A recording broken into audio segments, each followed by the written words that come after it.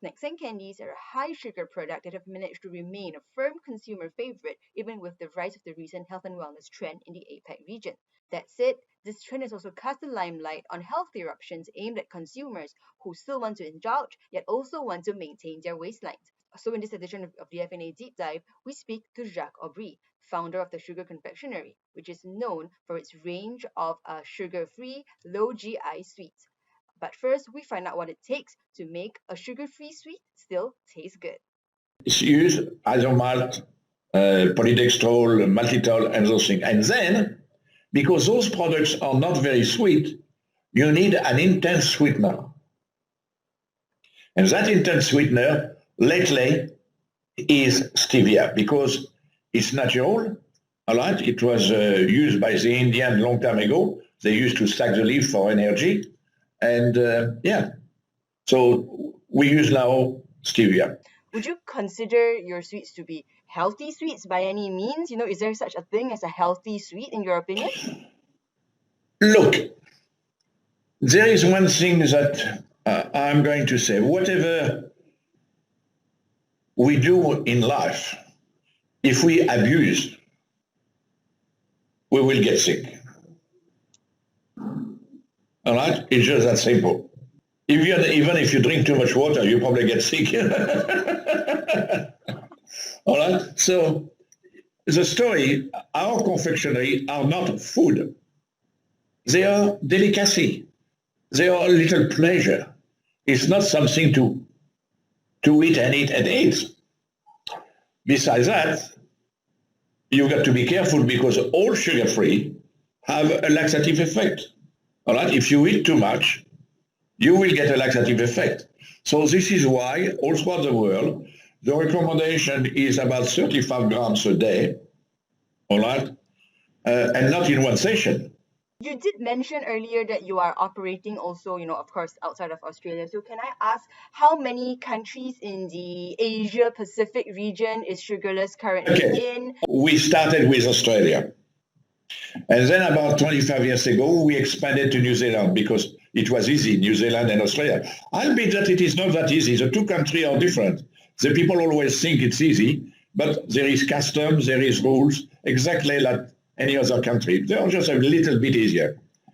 And after, we had a customer here who wanted to export to Malaysia. He came to see me, and we started in Malaysia, which has not been great.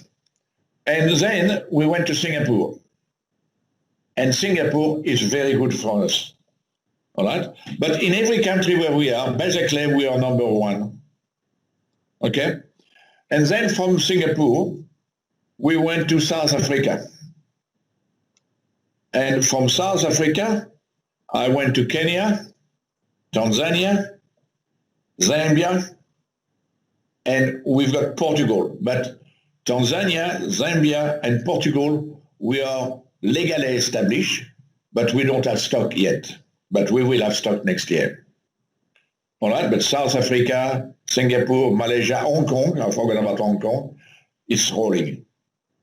Yeah, you have a lot of products. You have jellies, you have gummies, you have chews, you have hard candy. So have you found any of these categories to be the most popular wherever you are in terms of sugar-free?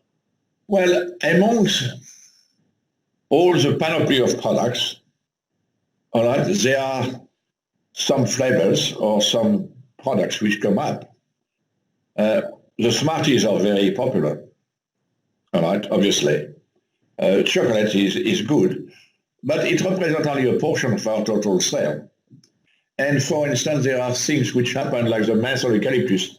I created a menthol eucalyptus which is more eucalyptus than menthol. All right? Most of the products on the market are menthol, so you put, but you don't get the eucalyptus. And the eucalyptus is what helps the throat, not the menthol. So my eucalyptus, you take it in your mouth and you can taste the eucalyptus immediately.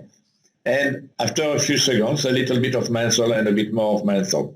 So it's a very, very good combination. And the sale went through the roof since COVID. Since COVID-19 sort of hit the region? Have you seen any differences in sales in terms or in consumer trends for that matter? Well, I'm going to say in a general things, confectionery has been very lucky for COVID, or in any time of depression or recession.